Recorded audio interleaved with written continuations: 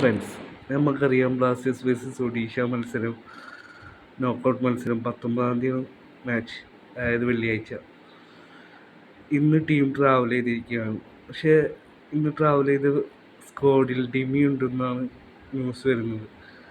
ഒരു പക്ഷേ നമ്മൾ ബ്ലാസ്റ്റേഴ്സ് ഫാൻസിനും ഒഡീഷ എഫ് സിക്കും ഒരു സർപ്രൈസ് ആയിക്കൊണ്ട് ഡിമി 19-ാം തീയതിയിലത്തെ മത്സരം കളിക്കാനുള്ള സാധ്യത വളരെ കൂടുതലാണ്.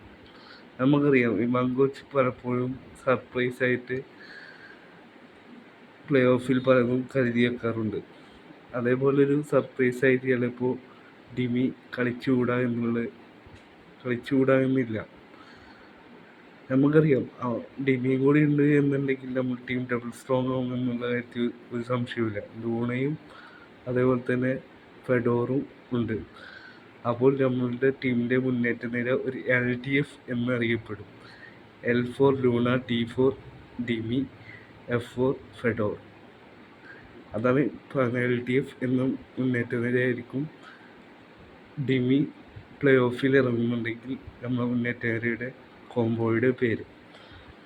അപ്പോൾ എന്തായാലും ഡിമി കളിക്കുമെന്ന് തന്നെ നമുക്ക് പ്രതീക്ഷിക്കാം. ഡിമി നമ്മുടെ ടീമിന് അത്രത്തോളം ഇമ്പോർട്ടൻ്റ് ആയ ഒരു പ്ലെയറാണ്.